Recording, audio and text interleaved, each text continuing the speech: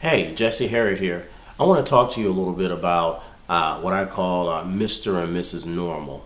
I know many of us, like myself, have questions about life and about purpose and about how to move through difficult situations and tragedy, but I want to use a little bit of spiritual psychology and depth psychology to address those issues. The first thing that I want to talk about is the word destiny. And to borrow from Joseph Campbell, if I may, destiny is sort of it's a word that we use a lot. You hear it a lot. You hear it in religious settings, spiritual settings of the like. And what destiny is, it involves the process of moving through your own systems. It's the fulfillment of the potentials in your own system, to borrow directly from Joseph Campbell. And the destiny point comes about through the process of wandering. If you study mythology and you look at fairy tales, the hero always goes about, he receives or she receives the call to adventure, and they move out from where they were into this place of unknown, into this unknown territory. According to Joseph Campbell, and when you look at mythology and fairy tales, which are used a lot in spiritual psychology and depth psychology, when the hero receives the call and they wander out from where they were, destiny sort of evolves, or it takes on an organic process, because it comes about as a result of them getting out into their life and just living. When they receive the call, they aren't always aware of the magnitude of their life. They aren't always aware of all of the good things that's in store for them and that's awaiting them. All they know is that they received the call to go out from where they were and to go out on this adventure, this journey filled with all sorts of trials and dangers, and they know that they may receive some help along the way, but they're not quite sure as to whether or not the help is going to actually be there. And so destiny, again, comes about as an organic process from the process of just going out and living your life. Every hero in mythology and in fairy tales, there's always this idea of crossing a threshold. Every hero crosses a threshold where they move past, the difficulties in their life and they receive some help. But then they cross over into the dark woods or the dark forest. In the mythology of Zelda, which is a video game, Zelda, the character, crosses over into the dark woods where there's a huge castle and the princess needs to be rescued, in so many words, but he has to cross over first into the dark forest filled with all kinds of strange beings.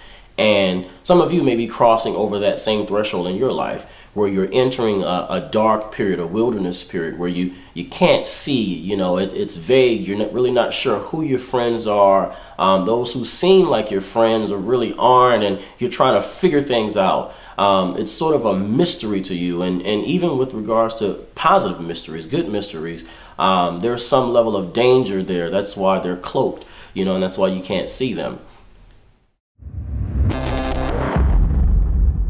Joseph Campbell also calls that process the dark forest, the place where you encounter the pairs of opposites, where you encounter both yeses and nos. You're really not sure as to what's going on. There could be, clashing rocks. There could be all types of dangerous waterfalls, scary turns. Like if you take the Bible story of Jonah and the whale, Jonah passing into the mouth of the whale, the jaws of the whale coming down on top of Jonah represent, the pairs of opposites, that yes and no. But if you can pursue and just keep going through that dark forest, what you'll find is that there'll be a glimmer of hope. And sometimes it's just a small glimmer and you have to move fast. And if you're in this place, in this stage in your life, look for that glimmer of hope. Look for that possibility. Look for that yes. And you have to move fast, because sometimes the gates open quickly and they close just as fast. And according to Campbell says that if you're riding a horse in a mythology, so to speak, that the gates close so fast it could take the tail off your horse. That's how fast opportunities come and go when you're in the dark forest.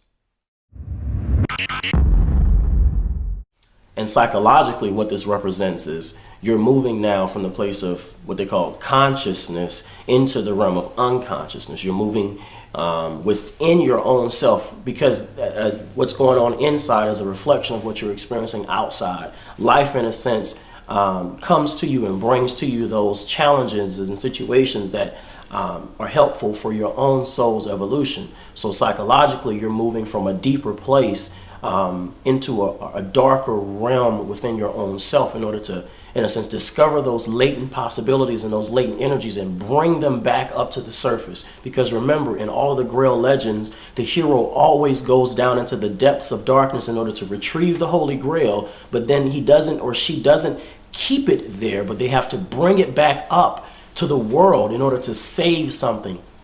And that's what it's about. You have to grab hold of the Holy Grail while you're down there in the depths of darkness, and then bring it back up and integrate it into your life and begin living life.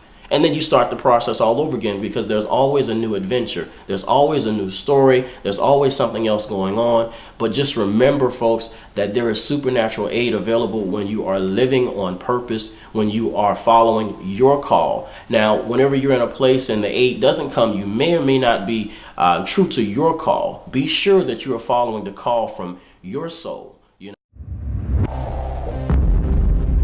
The Wasteland, in his lectures, if you listen and follow his work, the Wasteland is a place where sometimes the hero ends up because they were listening to, everyone else. They were trying to follow everyone else's path. They were trying to, in a sense, have the normal life. And what, in fact, is the normal life anyway? What does it mean to be normal? Hi, how are you? What happened to you? Oh, I got normal. Whatever that means. Hey, SpongeBob, what do you say we charge into Jellyfish Fields? Nuts ablaze! Well, let's do something normal, like window shopping. Let's do this!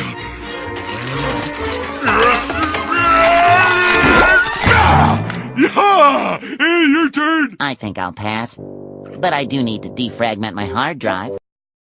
You saw the clip that I played earlier. It had SpongeBob SquarePants, and he was, trying to blend in with everyone else, Mr. Normal. And it doesn't really work out. And whenever you are following your own path, folks, just remember there's no template for it. You're blazing a new trail. And because you're blazing a new trail, then, obviously things are going to come up, and there's not going to be a clear answer for it. You have to try it and see what works. But don't be afraid to get out there and try and stumble and make mistakes. And through that process of wandering, you will, in a sense, discover that there are possibilities that exist in the universe that are there to aid you. And you will, in a sense, grasp hold of your destiny and ultimately, your reason for being here on the planet. Remember, as you move closer towards your true center, as you move closer towards your destiny, as you move deeper into the dark forest of your life, the trials will get harder. They'll be hard as hell sometimes. I'm not going to lie to you, but you'll receive more aid. That's when more of the magic happens. That's when those random occurrences, those coincidences, those incidences that are happening, for your good, they're all working together. That's when those things come about, But in order to receive that level of supernatural aid, there has to be that level of trial and difficulty that comes about. But the difficulty is only to make you stronger. Keep that in mind. I'm Jesse Herriott. My website is www.jessherriott.com. That's JESSHERRIOTT. My work involves depth psychology and what I call spiritual psychology. Check me out on the web, and I'd love to talk to you more via social networking.